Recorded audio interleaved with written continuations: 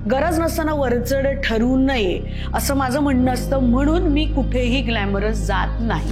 माझं असं म्हणणं होतं की परमेश्वराने कोणाला तरी अमरत्व द्यावं, जे जेन्युइन लोक आहेत आणि जे तुमच्या अमरत्वाने बदलणार नाहीत. त्याच्यामध्ये सर रतन टाटा हे खूप पहिलं. कामापेक्षा या गोष्टींनी जर तुम्ही चांगल्या अभिनेत्री ठरायला लागलात तर हे दुर्दैव नाही का तुमच्या कामाचं? अपमान आहे तुम्ही केलेल्या कामाचा, प्रामाणिकपणाचा. माझ्या वडिलांनी मला सांगितलं होतं, अतिशा पाण्यात पाव बुडवून खायची तयारी असेल तर उद्या पुरणपोळी मिळाली तर त्याला महत्व आहे. हे माझ्या डोक्यात फिट्ट बसलंय.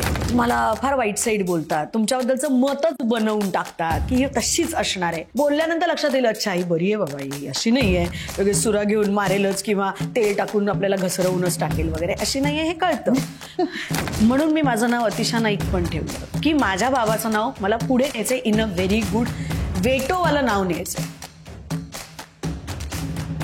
जेवणाच्या याला जेवण का नाहीये, पूर्ण का नाहीये, चौरस आहार का नाहीये, हे न म्हणणं किंवा असे प्रश्न न पडणं हाच खूप मोठा सपोर्ट आहे. कोणाच्या चुका आहेत हे लोकांनी बघूच नाही, कारण घरात काय घडतं चार भिंतीत हे फक्त त्यांनाच माहिती असतं, त्यांच्या मुलांना पण माहिती नसतं. खरं तर जेव्हा मला लोकांनी त्रास दिला तेव्हा मी माझ्या तलवारी बाहेर काढल्या. एकाला चार सुनवून आले मी. असं बघितलं नाही की अरे उद्या मला यांचीच मदत लागली तर. नाही.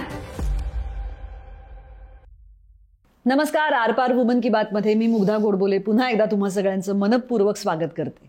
अशा काही अभिनेत्री असतात की ज्या दिसल्या, कुठल्याही माध्यमात आपल्याला दिसल्या तरी त्यांचा अभिनय, त्यांचं दिसणं हे जितकं आपल्याला आवडतं त्याही पेक्षा आपल्यापर्यंत पोचते ती त्यांची ऊर्जा. आणि अशी एक अत्यंत प्रखर ऊर्जा असलेली अभिनेत्री आज आपल्याकडे आली आहे, आतिशा नाईक. थँक्यू आतिशा, मनपूर्वक स्वागत.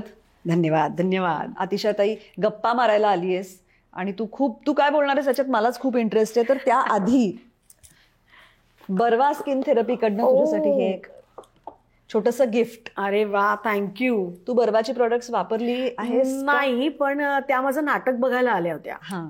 त्या त्यांचे मिस्टर आणि त्यांची मुलगी. बरोबर. आणि तेव्हा त्यांनी मला सांगितलं होतं की आपण नंबर एक्सचेंज करू, आणि ते झालं नाही. पण मला प्रोडक्ट्स मिळणं होतंच नशिबात, ते आलंय.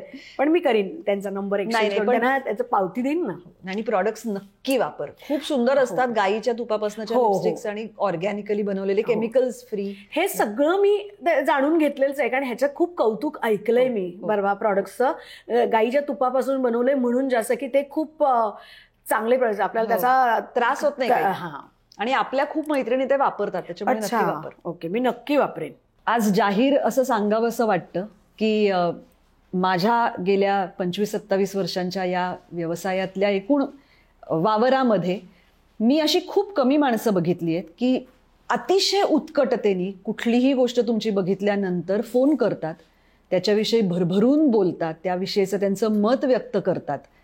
आणि ह्या सगळ्यात खूप प्रामाणिकपणा असतो. म्हणजे त्यात कुठेही मला तरी दांभिकपणा किंवा ह्यातून काहीतरी आपल्याला मिळेल असा कुठेही एक त्याच्यामध्ये अँगल नसतो. आणि आतिशा असं कायम करते आणि ही खूप मोठी गोष्ट तुझ्याकडनं शिकण्यासारखी मला वाटते. प्रामाणिकपणावरच आयुष्य चालतं.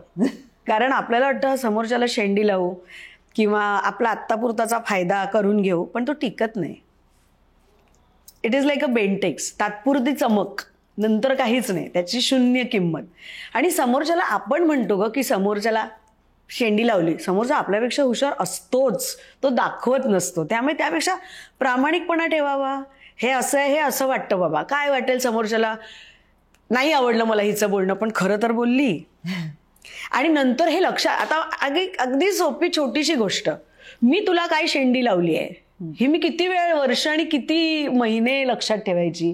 कारण ही जी सवय असेल माझी समजा, तर मी यांना त्यांना सगळ्यांना शेंड्या लावणार. त्या बांधलेल्या पुढे मी एवढूशा माझ्या मेंदूमध्ये त्यालाही ठेवा, रोजचंही वेगवेगळं काय काय असतं आपलं ते ठेवा, म्हणजे गडबड उडेल ना. त्यापेक्षा खरं बोललेलं असलं की इथे ते स्टोअर नाही करायला लागेल, कारण ते परमनंटली खरंच येणार. तर तेवढा भाग मेंदूतला बाकीच्या महत्वाच्या इतर गोष्टींसाठी मोकळा राहतो आणि कार्यरत राहतो. नाही तर मेंदूला सतत मी आता कसं खोटं, कारण जी सवय लावू ती सवय लागणार ना मी कसं. मेंदूला म्हणजेच आपल्याला, आणि आपणच मेंदूला लावणार.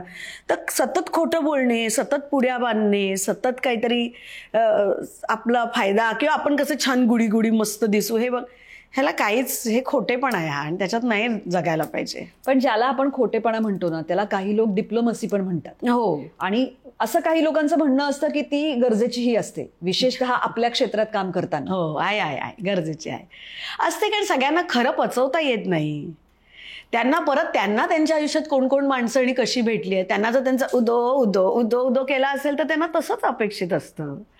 लहानपणापासूनच्या पण सवयी असू शकतात, किंवा या क्षेत्रात आल्यानंतर तुम्हाला मिळालेलं यश, ह्याच्यानंतर तुमच्या डेट्स मॅनेज करण्यासाठी पण लोक तुमच्याशी असे छान छान बोलतात की काय कमाल, काय केलं, म्हणजे तोडच नाहीये, तुम्हीच दिसलात वगैरे.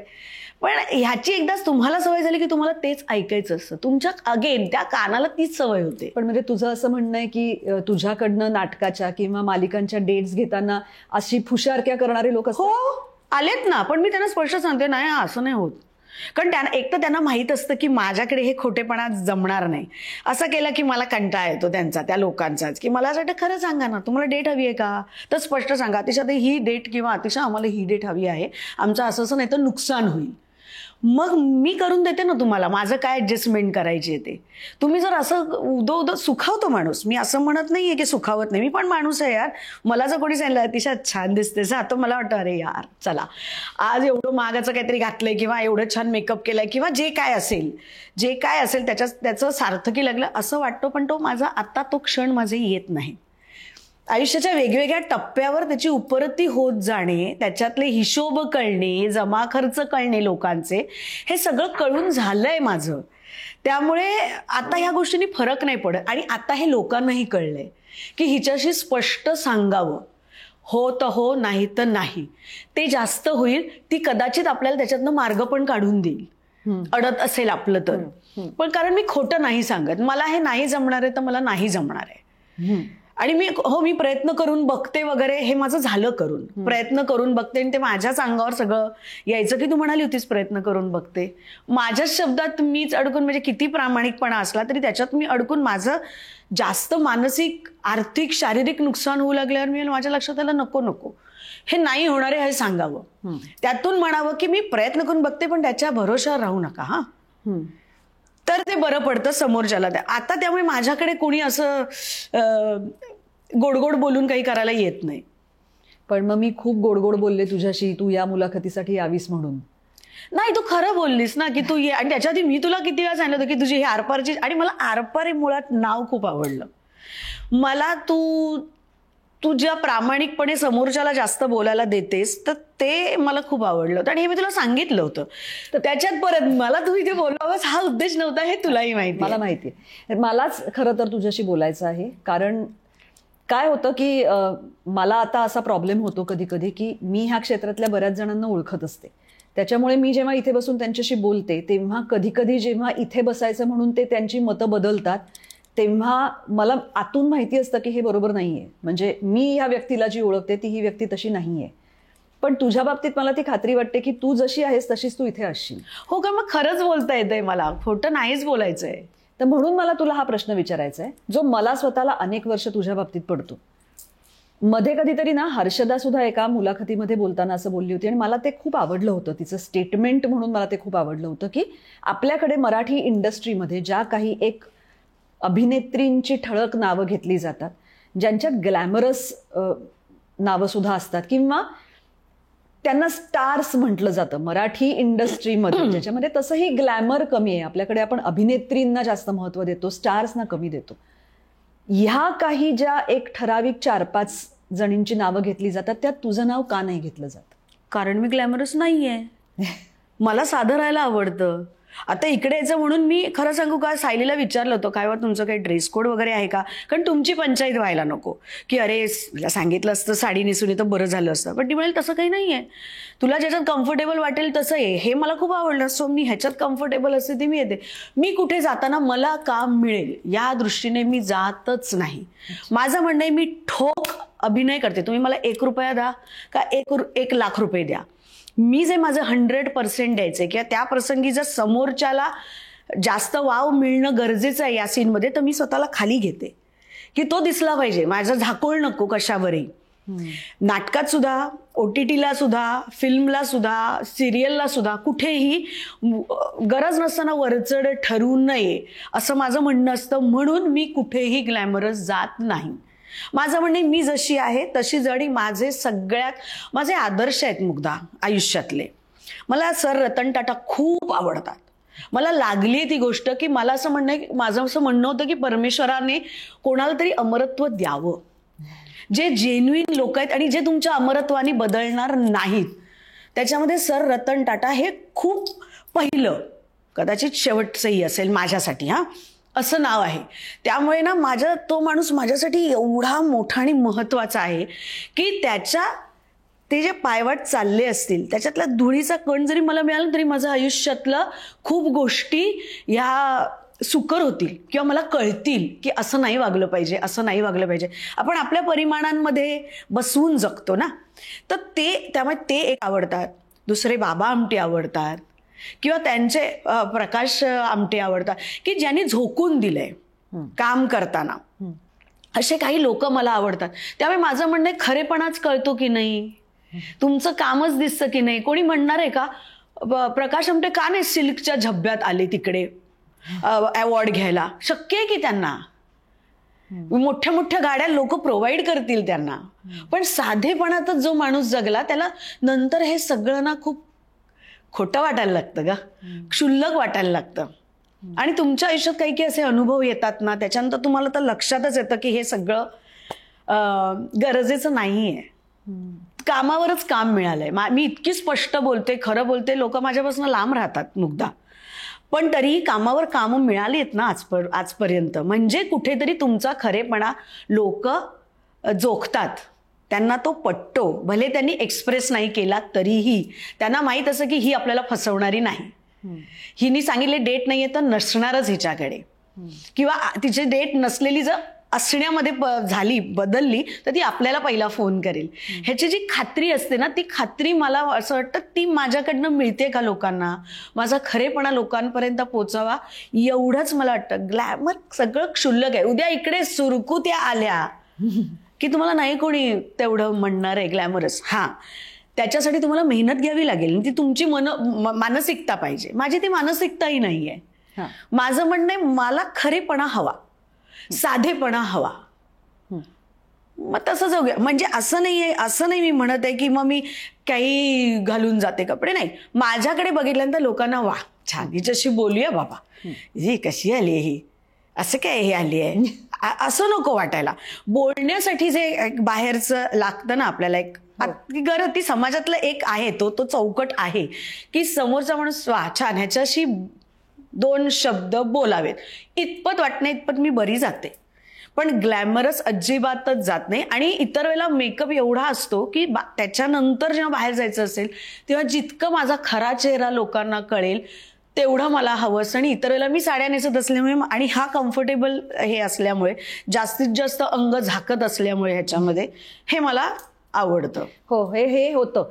म्हणजे मला ना बरेचदा बऱ्याच ठिकाणी एस्पेशली घरगुती कार्यक्रमांमध्ये जिथे खूप उत्साहाने खूप जणी नटून येतात, कारण त्यांच्यासाठी तो एक वेगळा दिवस असतो. आपलं कसं होतं की आपण रोजच ते करतो, त्याच्यामुळे त्या दिवशी उलट मला असं वाटतं की मी साधी, मला नाही आज हे सगळं करायचंय. त्याच्यामुळे बरोबर तू म्हणतेस तसं होतं. आणि दिसू देत लोकांना ना, आपण नाही दिसलं तरी चालेल. मला म्हणणं ज्यांना व्यासपीठ मिळत नाही नटण्या मुरडण्यासाठी त्यांना ते लाभू दे, त्यांना ते दिसू देत छान आणि उठून येऊ देत ना. प्रत्येकाला जी त्यांची हौस असते ती माझी ती नाहीये हौस, त्यामुळे मी नाही. पण अतिशयताई काय होतं तुला सांगू का, की फक्त ग्लॅमर म्हणजे ते तुम्ही वेगळं दिसणं, ग्लॅमरस दिसणं असं नाही राहत.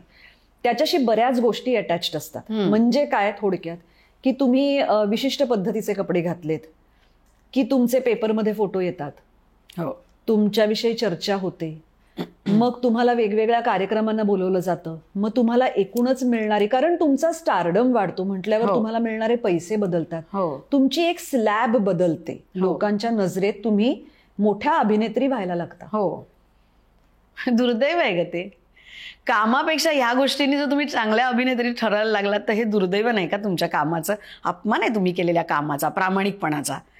मला नाही वाटत. नको मला पैसे. मग माझी वरण भाताची तयारी आहे. माझ्या वडिलांनी मला सांगितलं होतं, अतिशय पाण्यात पाव बुडवून खायची तयारी असेल तर उद्या पुरणपोळी मिळाली तर त्याला महत्व आहे. हे माझ्या डोक्यात फिट्ट बसलंय. त्यामुळे माझं असं म्हणणं आहे की मला काय गरजेचं आहे. माझ्या गरजा आधी मला वाटतच होतं की माझ्याकडे गाडी पाहिजे, माझ्याकडे हे पाहिजे, ते पाहिजे, वाटतंच की प्रत्येक माणूस म्हणून त्या त्या आयुष्याच्या टप्प्यावर इतरांकडे अरे त्यांच्याकडे, माझ्याकडे नाही, हे होतच. पण तुमच्या रोजच्या आयुष्यात स्वतःचे अनुभव, आजूबाजूला घडणारे अनुभव हे तुम्ही बघितले डोळे उघडे ठेवून आणि तुमचं मनही उघडं ठेवून, ते बोच तुम्हाला जर लागली, त्यांचं दुःख जर तुमच्यापर्यंत पोचलं तर तुमच्या लक्षात येतं की हे गरजेचं नाही.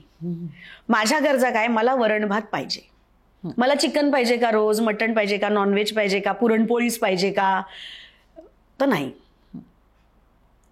उदर भरणं पाहिजे, पोट भरलं पाहिजे उद्याच्या दिवशी काम करण्यासाठी.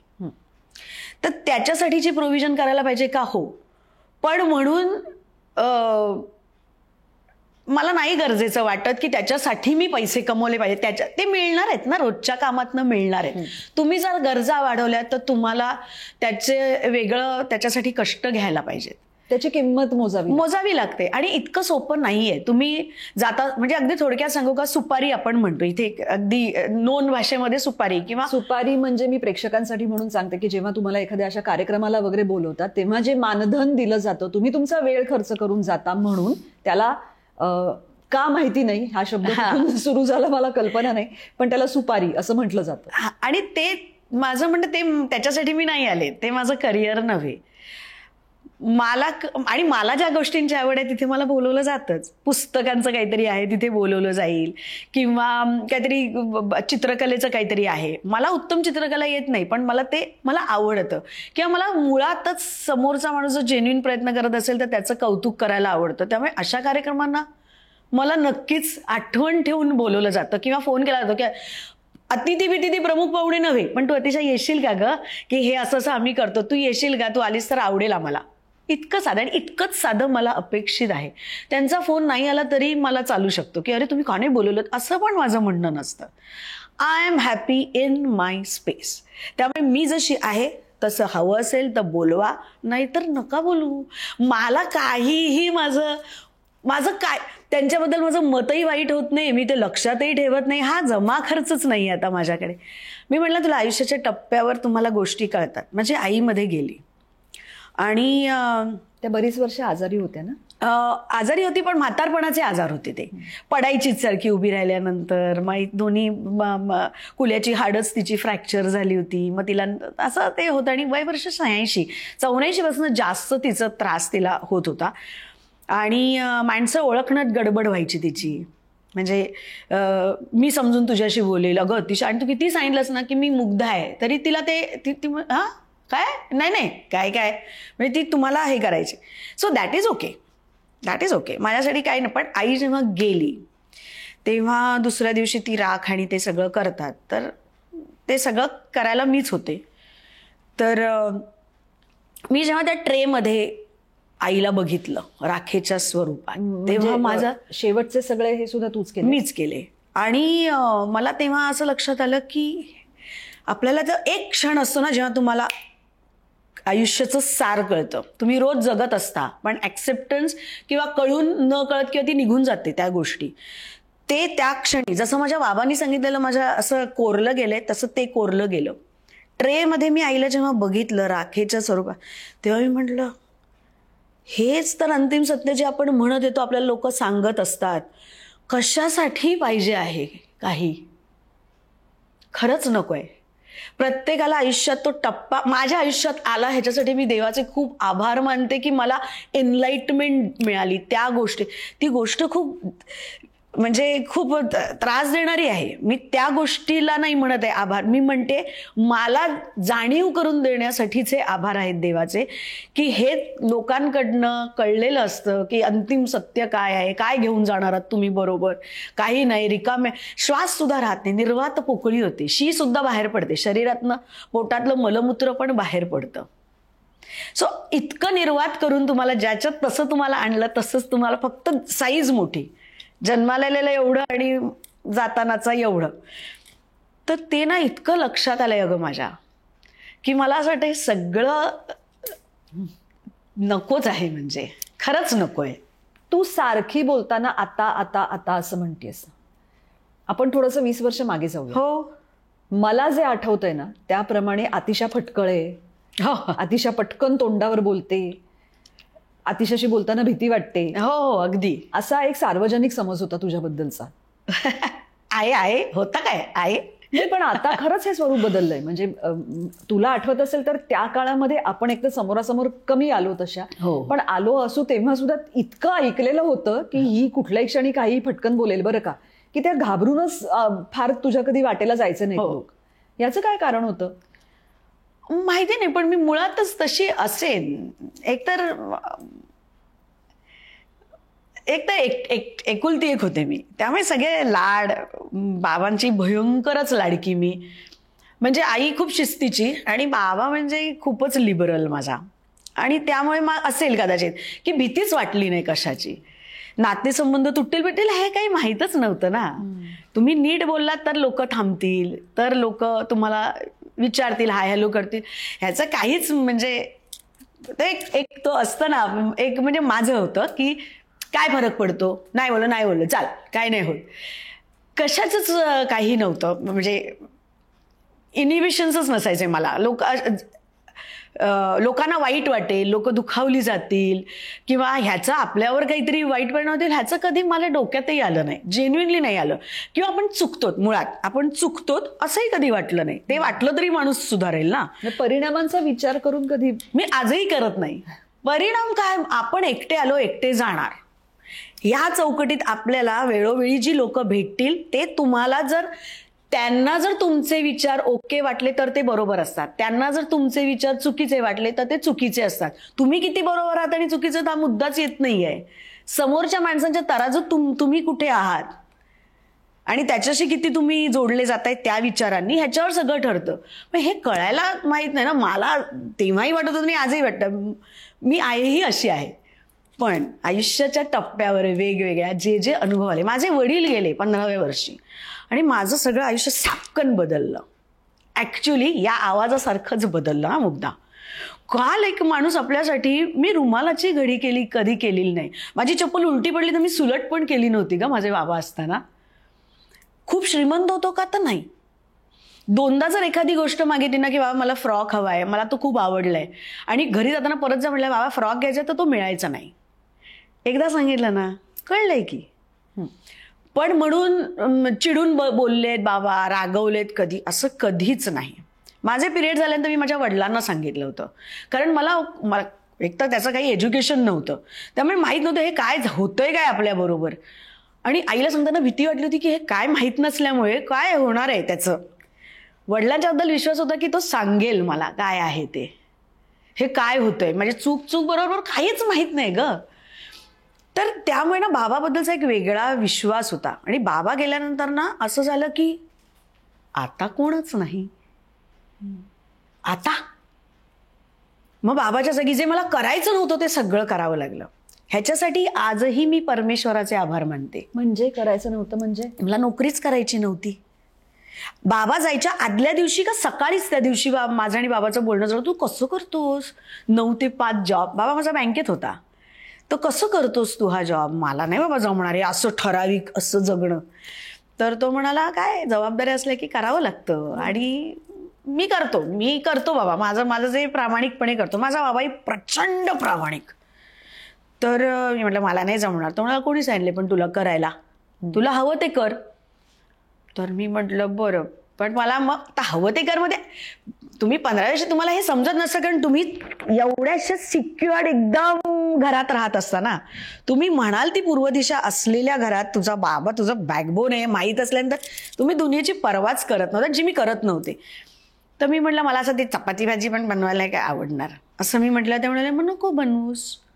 म्हटलं पण मग कोणाला तरी ठेवावं लागेल, मग त्याचे कष्ट करावे लागतात. या छोट्या गोष्टी. आणि बाबा गेल्यानंतर ना जेव्हा तुमचा तो माणूस नसतो तुमच्याजवळ आणि जो कधीच भेटणार नाही आयुष्यात, तेव्हा तुम्ही तो गोळा करता ना सगळं. मी माझ्या वडिलांना वेगळ्या प्रकारे जमवून ठेवलंय माझ्याकडे. त्याचं काय म्हणणं आहे, तो कसा जगला, त्याच्या पावलावर पाऊल ठेवून मी जगते. माझ्या बाबांनी कधी कोणाला दुखावलं नाही.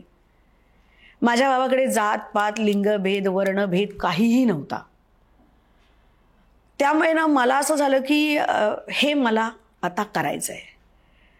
म्हणून मी माझं नाव अतिशा नाईक पण ठेवलं की माझ्या बाबाचं नाव मला पुढे न्यायचंय इन अ व्हेरी गुड वेटोवालं नाव न्यायचंय. माझा बाबा उत्तम गायचा. त्याच्या बँकेत काम करायचा, तो टेलिफोन्समध्ये काम करायचा, तिथे तो छोट्या छोट्या त्यांच्या नाटकांमध्ये काम करायचा. सो हे माझं ठरलं तेव्हा त्यावेळेला की मला आज काय करायचंय, तर मला आता ही जबाबदारी पार पाडायची आहे. मग तू नोकरी करायला लागले जे मला करायचं नव्हतं. त्याच्यानंतर तिकडे लक्ष द्यायला लागलं की लोक आपल्याशी बोलतच नाहीत. डीजीची मुलगी म्हणून एक सांभाळून घेतात, पण बोलताना असं वाटतं पटकन बोलायचे. कारण तुम्ही एका सेकंदाने म्हटलं ना सगळं आयुष्य तरी बदललं तरी तुम्हाला ते कळत नाही कसं ह्याच्याशी कसं ऍडजस्ट करू, ह्याच्याशी कसं. कारण मुळात घरी गेल्यानंतर बाबा दिसणारच नाहीये हे आजही मला त्रास देतं की आय एम सॉरी, पण त्यावेळेला असं जाणवायचं की मी आधार मागू, कोणाकडे मागू. मी बँकेत जाताना रोज मला असं वाटायचं की मला नाही जायचं यार हे मला. आणि मी ती 17 वर्ष नोकरी केली. खूप रडत खडत केली.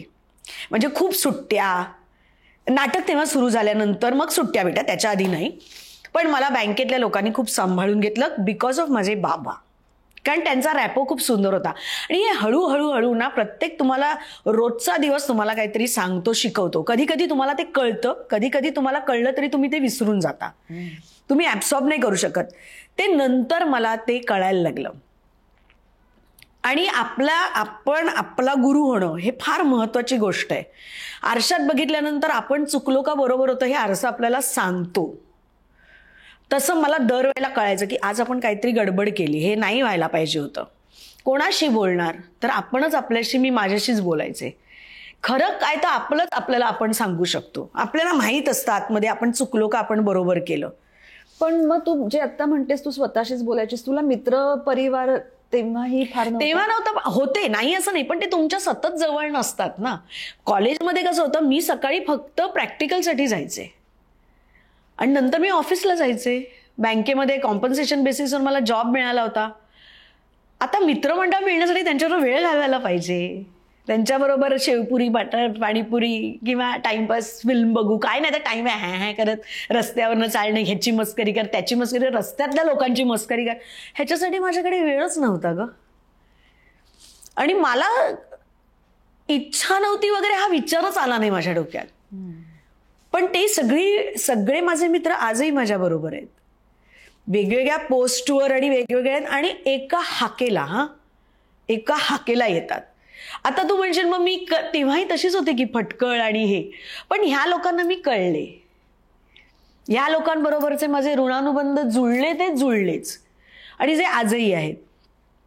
पण म्हणून वर्षातनं 2दा-4दा भेटतो का तर नाही, क्वचित कधीतरी मेसेजी वाढदिवसाला वगैरे होणे एवढंच. पण हे जुळलं. असे अनेक ना टप्पे. आता ह्या मित्रमैत्रिणी पण सांगितलं हे नाही आम्हाला आवडलं. असे ना खूप लोक मला मिळत गेले. त्याच्यातला माझ्यातला खूप फरक पडणारी माझ्यामध्ये 2 माणसं मला आत्ता जी मला पटकन आठवत आणि सांगावीशी वाटते, ती 2 माणसं म्हणजे सुषमा देशपांडे आणि दुसरी प्राची दाते. सुषमा देशपांडे म्हणजे वयमी सावित्रीबाई, बया दारुघड आयदान, किंवा आजी, ज्या आजी नावाच्या चित्रपटात तिने काम केलं, तिला अवॉर्ड वगैरे मिळालं. आयदान का, हा मी नाही, माझं ते म्हणजे उर्मिला पवारांच्या आयदान जी रंगावृत्ती. बरोबर आयदान, मला वाटलं की हा नाही बरोबर. तर ना हे आता जिने वय मी सावित्री इंग्लिशमध्ये आता तिने हे केलंय, म्हणजे नंदिता करते ते.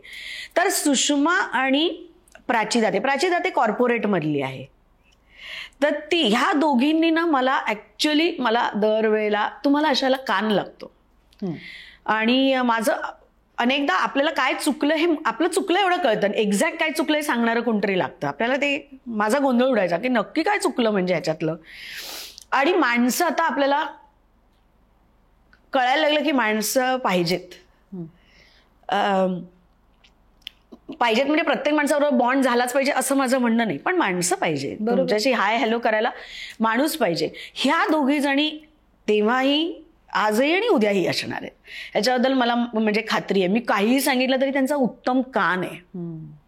ते सांगून ते मला काय वाटतंय, काय वाटेल हे न करता, हा सूर्य हा जयद्रथ, हे काळं हे गोरं हे ग्रे नाही, हे सांगणाऱ्या या दोघी आहेत की ज्यांच्यावर ब्लाइंडली मी फेट ठेवते की हे तुझं चुकलं. त्याच्यानंतर डोक्यात विचार येत नाही असं कसं म्हणाले, नाही हे चुकलंय म्हणजे चुकलंच आहे असं. ते ना वेगवेगळं मिळत गेली लोक मला. ही खरंच मी देवाचे रोज आभार मानते याच्यासाठी की एका आयुष्यात मला इतकं सगळं कळलंय.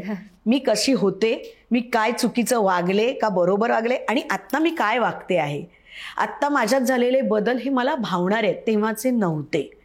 मला तेव्हा मी आवडत नव्हते आणि आत्ता मी म्हणते ओके हे सोबर आहे, हे तू आहेस ही जरा सहन करण्यासारखी आहे स्वतःला सुद्धा मी. पण काय आहे, एक थोडं असं होतं की आपल्या स्वभावाचा किंवा आपल्या वागण्याचा आपल्या जवळच्या माणसांना सगळ्यात जास्त त्रास होतो. हो तर दोन्ही अर्थानी आहे. बाहेरच्या मंडळी किंवा मित्रमंडळी तू जसं म्हणालीस तसं की ते थोडाच वेळ आपल्याबरोबर असतात. बरं, तिथे एका मर्यादेच्या पलीकडे आपणही दुसऱ्याच्या वागण्याचा त्रास करून घेत नसतो. त्यांच्या बाबतीत आपण खूप जास्त क्षमाशील असतो, पण घरच्यांच्या बाबतीत आपण नसतो, किंवा घरच्यांना आपल्या स्वभावाचा त्रास होत असतो जे आपल्याला नसतं कळत. हो इन अ वे. हो, हे तुला कधी जाणवलं? हो, होरपळून पण निघाले मी. कारण माहीतच आपण आपल्या लोकांना गृहीत धरतो ना, ते खूप चुकीचं आहे. बाहेरच्या लोकांना एक वेळ धरा, घरातल्या लोकांना धरू नका गृहीत. आनंदात सुद्धा नाही, रागात सुद्धा नाही आणि दुःखात सुद्धा नाही. तुम्ही एकटेच आहात. प्रत्येकजण इंडिव्हिज्युअल आहे ना. तुमचं पोटचं पोरगं सुद्धा नाळ कापली की इंडिव्हिज्युअल होतं. माझं लेकरू, माझं पोरगं करत तुम्ही त्याला खूप गृहीत धरता, चापट मारता का? चुकीचं आहे ते.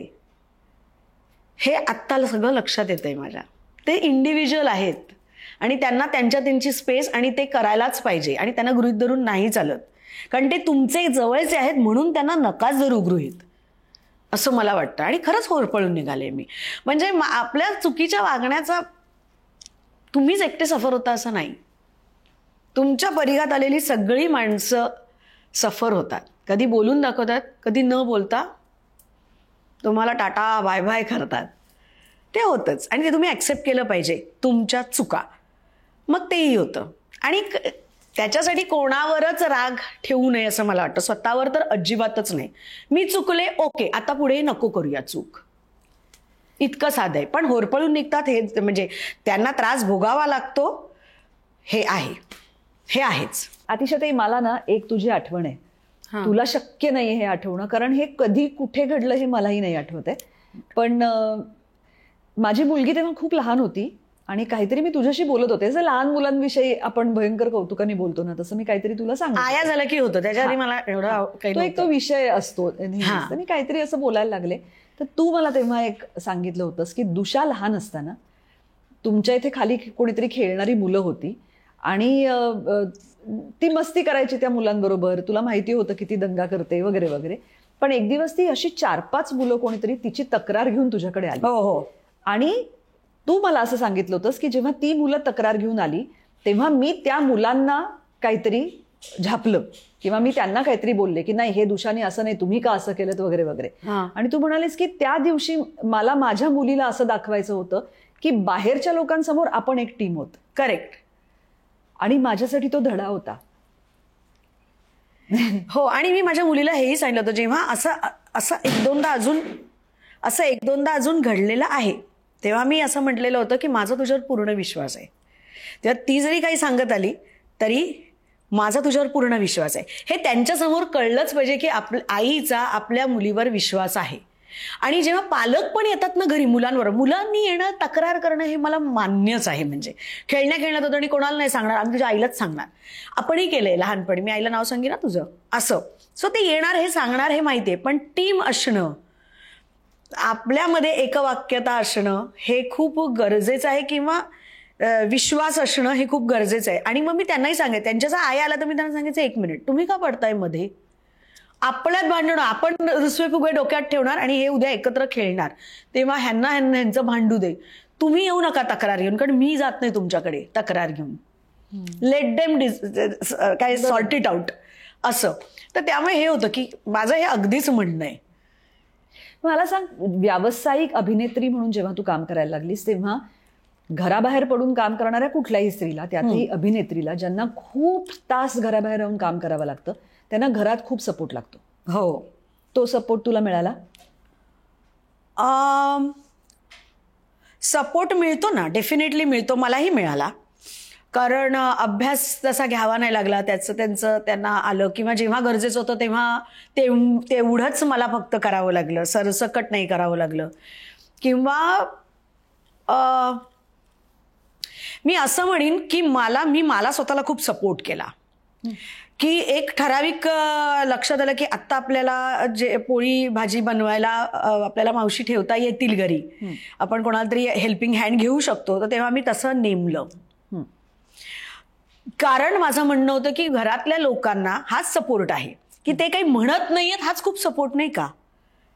जेवणाच्या याला जेवण का नाहीये, पूर्ण का नाहीये, चौरस आहार का नाहीये, हे न म्हणणं किंवा असे प्रश्न न पडणं हाच खूप मोठा सपोर्ट आहे. मग तो करण्यासाठी मी माझा सपोर्ट शोधून मी केलं होतं की आय ॲक्नॉलेज, मला जाणीव आहे तुमच्या या सपोर्टची.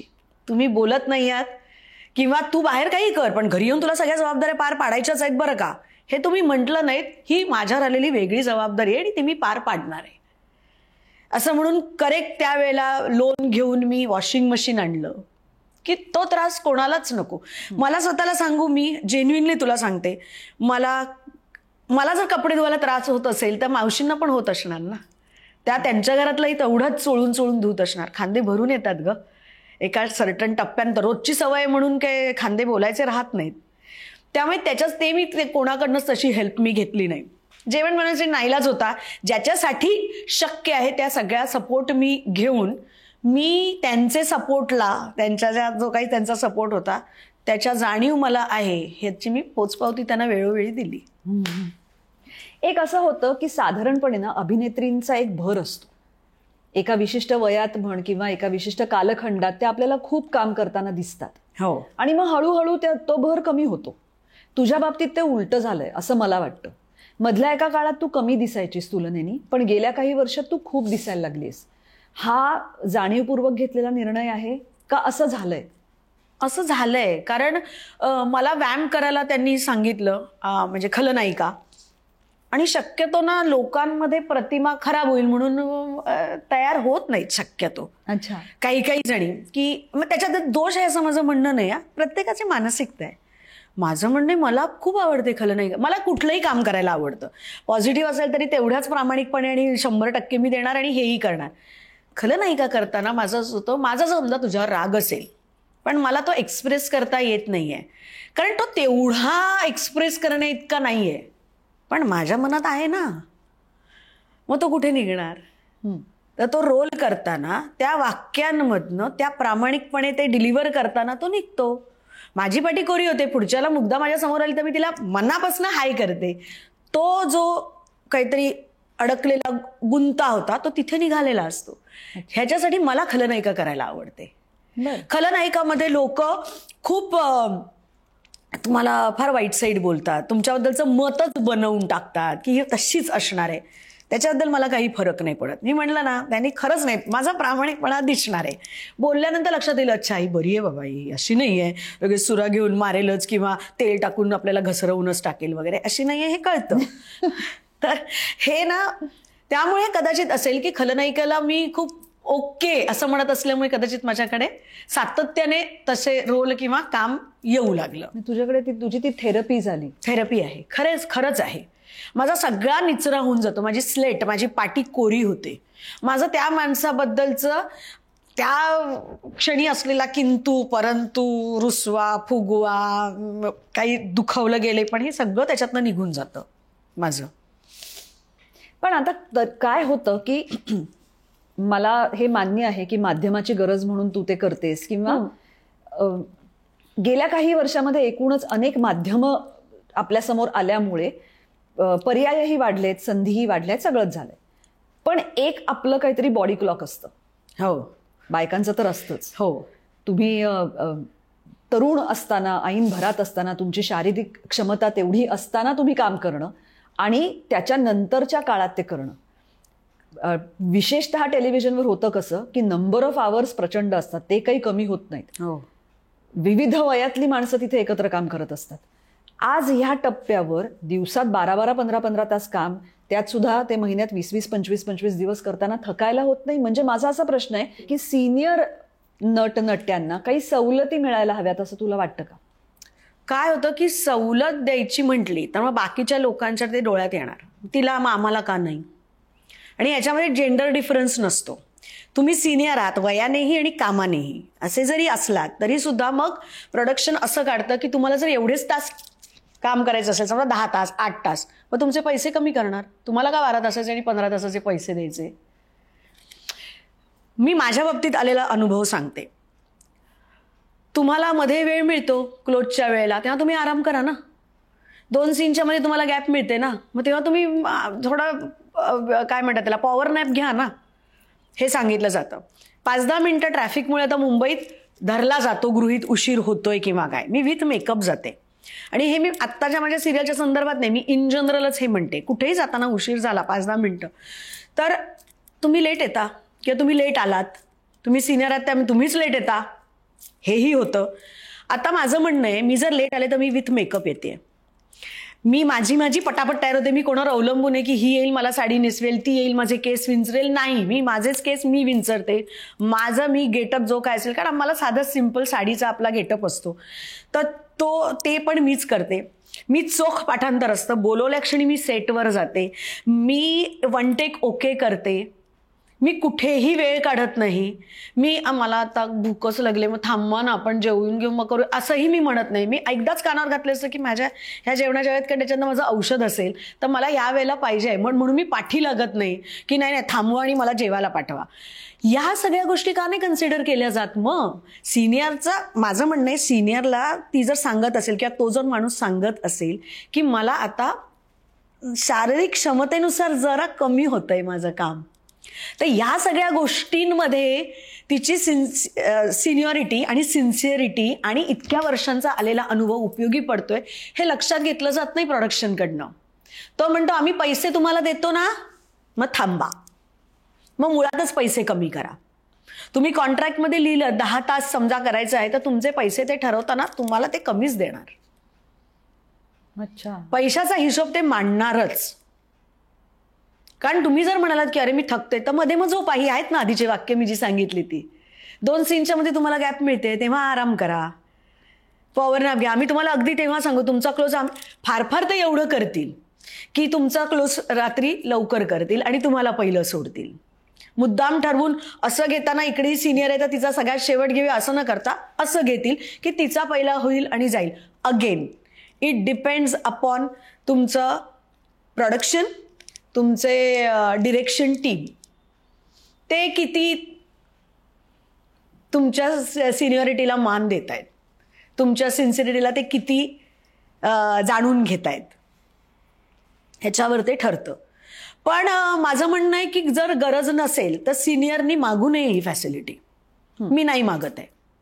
पण आयुष्याच्या एका टप्प्यावर किंवा आजारपणामुळे किंवा कुठल्याही इतर घरातल्या काही काय म्हणूया टाळता न येणाऱ्या गोष्टींमुळे जर तुम्हाला काही गोष्टी कराव्या लागत असतील तर तेवढं तुम्ही बोलून घेऊन तेवढं काहीतरी करून घ्या. प्रसंगी पैसे 2 कमी करावे लागले तर करा, कारण तुमची सोय होत असेल तर. आता फॉर एक्झाम्पल मध्ये माझा डॉग खूप आजारी होता. माझा जो रॉटवायलर आहे वय वर्ष 11 आहे, त्यामुळे आता सिनियर सिटीजन असल्यामुळे जसं माणसाला एका टप्प्यानंतर तुम्हाला कुरबुर चालू होते तशी त्याची कुरबुर होती आणि ती मेजर झाली. मला माझ्या प्रोडक्शन हाऊसने ॲडजस्ट केलं. मी 4-5 दिवस सुट्टी, आठवड्यावर जवळपास सुट्टी घेतली होती. मला त्या चंकमधनं त्यांनी वगळलं होतं, कारण आमच्या प्रोड्युसरला हे माहीत, त्यांच्याकडेही डॉग असल्यामुळे त्यांना माहीत होतं की काय होऊ शकतं आणि दुसरं काळजी घेणारं कोण नाही माझ्यासारखं. दररोजचं चादरीत उचलून डॉक्टरकडे घेऊन जाणं, तिथे सलाईन बिलाईन लावणं, त्याचे एक्सरे 10 गोष्टी असतात ज्या माणसाच्या असतात तशाच. आता परत तेच आहे की ते तुमचं आणि त्या प्रोडक्शन हाऊसचं कसं कम्युनिकेशन आहे, काय कन्सिडर करतात ते. बोलून होण्यासारख्या गोष्टी असेल तर जरूर सिनियरनी ह्या बोलाव्यात. मग 2 पैसे कमी घेण्याची पण ताकद ठेवा, कारण तुम्ही इतकी वर्ष काम करून थोडंसं जमवलेलं असतं. पण म्हणजे ते कसं आहे की थोडक्यात तुमची सिनियरिटी आणि मग त्यातून तुम्हाला मिळणाऱ्या सवलती जर तुम्हाला त्या घ्यायच्या असतील तर, आणि त्यातून मिळणारे पैसे हे प्रमाण व्यस्तच राहणार. हो अगं होणारच ना. ते प्रत्येक आपापला फायदा बघणार. When there is a credit there is a debit, when there is a debit there is a credit. तुम्ही 2 पैसे कमी घ्या, तुमचे 10 तासात काम करून तुम्ही जा. तुमच्याकडे वेटर राहतो, मी कमी पैसे घेते ना, मग आता कशाला थांबवतोय असं म्हणू पण शकता. पण त्यातही टेलिव्हिजनमध्ये विशेषतः अंगमेहनत खूप असते. 15-15 तास पैसेही कमी मिळतात बाईला पुरुषापेक्षा, हे पण आहे. आणि हे सगळीकडे आहे. आत्ता शाहरुख खाननी पहिलं दीपिका पडुकोनचं नाव दिलं आणि नंतर त्यांचं आलं, ही खूप मोठी गोष्ट आहे. आपल्या हे अंडरलाईन करावं लागतंय आज आपल्याला. आमच्या ह्याच्यात पण सुनील बर्वेनी केलं. मी जेव्हा त्याला म्हटलं ना की अरे तर पहिलं बायकांची नावं येतात मग पुरुषांची येतात, हे कन्सिडर केलंय. ह्याच्यासाठी मला खरंच म्हणजे आता हे म्हणावं लागतंय आपल्याला, हे सांगावं लागतंय, हे आहेच. ह्याच्यामध्ये कुठेही बाईला प्राधान्य द्या हा मुद्दा नाहीये. कष्टाला प्राधान्य द्या. काय आहे, सिनियर आहे का, मग ते द्या.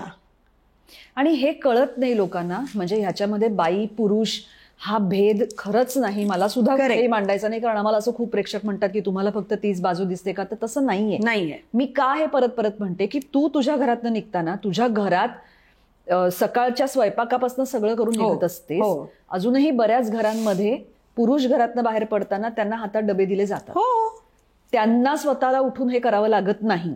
ही वस्तुस्थिती आहे. म्हणजे ही का आपण नाकारायची. नुसतं डबा नाहीये, ओटा आवरून जावं लागतं. कारण आल्यानंतर आपल्याला ते अरे देवा हेच होतं. सकाळी कामं करून जायची, त्याची तयारी ही रात्री घरी आल्यानंतर 11 वाजता या का 11:30 वाजता या तेव्हा करायची. आणि तेव्हा तुम्ही आल्यानंतर तुम्ही हसतमुख दिसायला पाहिजे घरात. आम्ही सांगितलं तुला काम करायला, बस की घरात, हे पण होतं. सो तुम्हाला काय करायचंय, तुम्हाला सतत सूर्यफूल राहायचंय. सूर्य मावळो नाही तर उगो, तुम्ही हसतच राहायचंय, नाचतच राहायचंय. सेटवर सुद्धा, घरात सुद्धा. तेवढंच तुमचा जो काही स्वतःचा एक वेळ असेल कुठला तुमचा ठरवलेला, तेवढ्यातच काय ते तुम्ही खरे स्वतःबरोबर असता. अदरवाईज तुम्ही सतत सूर्यफूलच तुम्हाला राहावं लागतं. आणि हे सिनियर आहे का ज्युनियर आहे हे काहीही त्यांनी फरक पडत नाही. फॅसिलिटी हवी असेल तर, परत मी म्हटलं तसं, फॅसिलिटी हवी असेल तर त्याच्या प्रमाणात व्यस्तता तुम्हाला करावीच लागते. ह्या सगळ्यानंतर अतिशाताई, आज तू अशा टप्प्यावर आहेस जिथे तुझ्या घरात 3 कुत्री आहेत. हो. तुझी 3 लाडकी बाळं. हो. पण तू एकटी राहतेस. हो. जसं माणसाला काम करून घरी गेल्यानंतर शांतता हवी असते, तशी कधी कधी जवळची माणसं सुद्धा हवी असतात. हो. गंमत म्हणून तुला सांगते, किंवा गंमत हा शब्द त्या अर्थाने तू प्लीज घेऊ नकोस, पण मध्ये एक दिवस एक माझ्या ओळखीचा असं बोलताना मला म्हणाला की आय एम बॅटलिंग विथ लोनलीनेस. आणि मी असं पटकन म्हणाले की अरे माझ्या आजूबाजूच्या साधारणपणे एक 80% माणसांचा सध्या हाच प्रॉब्लेम आहे. वेगवेगळ्या कारणांनी माणसं खूप एकटी आहेत. या एकटेपणाशी तू कसं तोंड देतेस, तू त्याला कशी सामना करतेस? मी तुला सांगू, माझ्यासाठी हे माझा बाबा गेला त्या क्षणी ते मला कळलं होतं. तेव्हा त्याला लोनलीनेस म्हणतात, एकटेपणा म्हणतात, हे मला कळलं नव्हतं. ते नंतर ओघाओघात त्या गोष्टी लक्षात आल्या. माणूस गर्दीतही एकटाच असतो. खोटं मी म्हटलं तसं मला खोटंच जगता येत नाही, त्यामुळे तुम्हाला एकटं पाडलंच जाणार हे मलाही माहिती आहे. आणि I am okay with that. मी माझा एकटेपणा कसा घालवतो, तर माझ्याकडे 3 माझी बाळं आहेत ना. अरे मुग्धा, मी समजा आपण सख्ख्या बहिणी असू आणि आपण दोघी एकत्र राहत असू. रोज मी घरी आल्यानंतर किंवा तू रोज घरी आल्यानंतर जो कोणी घरात असेल तर तुझ्याशी सुहास्य वदने येऊन, काय ग कसं झालं तुझं आजचं, छान झालं का, हो का, ती भेटली होती का, कोणी येत नाही बोलायला. एक दिवस तुला पाणी देतील, दुसऱ्या दिवशी तू म्हणजे जरा पाणी थांबले, पाणी देतेस का, घे ना, ते बघ तिथे ठेवलंय, ते बघ, असं बोट करून दाखवलं जातं. किंवा एका क्षणात तुम्हाला लक्षात येतं की झालं, काल बोट दाखवले, आज आपणच घ्यावं पाणी. हे होतंच ना. तेव्हा तुम्ही घरात कुठल्या अपेक्षेने जातात, किती सूर्यफूल असलात आणि किती अपेक्षेने गेलात तरी तुमचा अपेक्षाभंग होऊच शकतो. कारण तुम्ही अगेन अपेक्षा केलीत म्हणजे अपेक्षाभंगाचं दुःख आलं, गृहीत धरलं की तुमचा अपेक्षाभंग आला. पण इथे ह्या तिघांबरोबर होतच नाही. तुम्ही कोलू बोलून हात गेला की टोईंग टोईंग टोईंग टोईंग, हसरे चेहरे, आई आल्याचा आनंद, हलणाऱ्या गळून पडतील शेपूट, आता एवढ्या हलणाऱ्या त्या शेपट्या, उठवत नाहीये एका डॉगला बरं नाही म्हणून, तरी जागच्या जागीचा जो हलतो तो काय चेहरा किंवा अंग जे काय हलतं त्याच्यातनंच कळतं की काय हे प्रेम आहे. फक्त जमा आहे ग तिकडे, तिथे खर्चच नाहीये. आणि माणसात मध्ये सतत जमा खर्च आहे, सतत हिशोब आहे. सकाळी गेलेला माणूस जर अरे यार एवढं करून जरी आपण गेलो असू तरी त्या अरे यारचं संध्याकाळी मल्टिप्लाय व्याजासकट तुम्हाला दिसतं ग. इकडे तुम्ही सकाळी जागा बसा गपचप असं म्हणून गेलात तरी संध्याकाळी कुठे काय गपचप बसायचं आई आल्यावर हे दिसतंच. वाट बघत असतात, त्यांच्या डोळ्यात दिसतं तुम्ही आलात सही सलामत. हे जे त्यांना जे प्रेम दिसतं ना, ह्याच्यात लोनलीनेस असा विरून जातो. सकाळी उठल्यानंतर तुमच्याकडे असे आता मला जेवायला मिळणार, आता मला फिरायला नेणार, हा जो एक आशावाद आहे ना, आणि आपण हवं आहोत ही जी भावना लागते ना, आपण कोणाला तरी हवे आहोत, ही इतकी भरभरून मिळते. अरे बास बास एवढं म्हणावं इतकी, आणि ती येतच राहते, ती तुडुंब वाहतच राहते. कुठे राहतो लोनलीनेस? पण काय आहे आपल्याकडे ना, जेव्हा जवळची व्यक्ती जाते तेव्हा कुठेतरी एकूण समाजामध्ये आजूबाजूच्यांमध्ये तो ऍक्सेप्टन्स असतो किंवा आपल्याकडे बघण्याचा जाते म्हणजे या जगातनं निघून जाते. तेव्हा बघण्याचा दृष्टिकोन वेगळा असतो. काही प्रमाणात सिंपथी असते, काही प्रमाणात मी म्हटलं तसं की ऍक्सेप्टन्स असतो. या व्यक्तीच्या आयुष्यातनं ती दुसरी व्यक्ती गेली, दुर्दैवी घटना आहे.